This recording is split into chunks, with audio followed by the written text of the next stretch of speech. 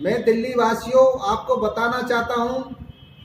जब सरकार का सिस्टम सही नहीं होता है तब प्राइवेट सिस्टम को लाया जाता है। जब वर्तमान सरकार के मुखिया बार बार यही कहते रहे और पेपरों में, मीडिया में, टीवी पे बहुत सारा यही के न्यूज आता रहता है कि दिल्ली के स्कूल बहुत अच्छे हो गए, बहुत अच्छे हो गए, तो आखिरकार जब हमारा सरकारी सिस्टम अच्छा हो गया है तो हमें प्राइवेट सिस्टम को बंद कर देना चाहिए। परंतु आज आप देखेंगे कि दिल्ली में प्राइवेट स्कूल भी चल रहे हैं और सरकारी स्कूल भी चल रहे हैं। अब दिल्ली का परिवार का हर व्यक्ति यह सोचता है कि हम अपने बच्चों का एडमिशन कराएं तो कहाँ कराएं, यह बड़ी दुविधा है। तो उस दुविधा को क्लियर करना चाहिए दिल्ली की वर्तमान सरकार को और दिल्ली की दोनों मुख्य विपक्ष की पार्टियों को, क्योंकि ये जो शिक्षा का जो है उसमें हर घर से बच्चों की, एक बच्चे की फीस 1,000 रुपये से 10,000 रुपये पर मंथ हर परिवार से प्राइवेट स्कूलों को जा रही है।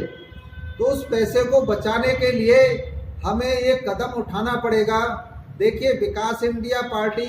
यह दिल्ली में सत्ता में आती है क्योंकि विकास इंडिया पार्टी भी 70 सीटों पर अपने उम्मीदवार उतार रही है। यदि कोई उम्मीदवार लड़ना चाहता है तो विकास इंडिया पार्टी से संपर्क कर सकता है। मैं दिल्ली वासियों आपको बताना चाहता हूं कि वर्तमान दिल्ली की सरकार ऑर्डर प्राइवेट के स्कूल बंद करने के लिए करे या न करे,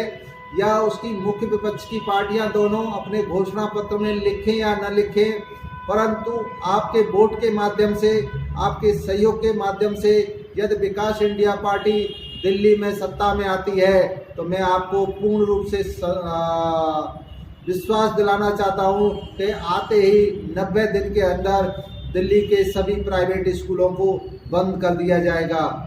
दिया जाएगा। यहाँ शिक्षा केवल एक ही स्तर की रहेगी, एक ही स्कूल में रहेगी और वह भी सरकारी, चाहे गरीब का बेटा हो या चाहे चीफ मिनिस्टर का बेटा हो, चाहे किसी मंत्री का बेटा हो, चाहे किसी उद्योगपति का बेटा हो, एक ही छत के नीचे सरकारी स्कूल में शिक्षा प्राप्त करेंगे। जो योग्य होगा वो आगे बढ़ेगा, जो अयोग्य होगा वो नाला साफ करेगा।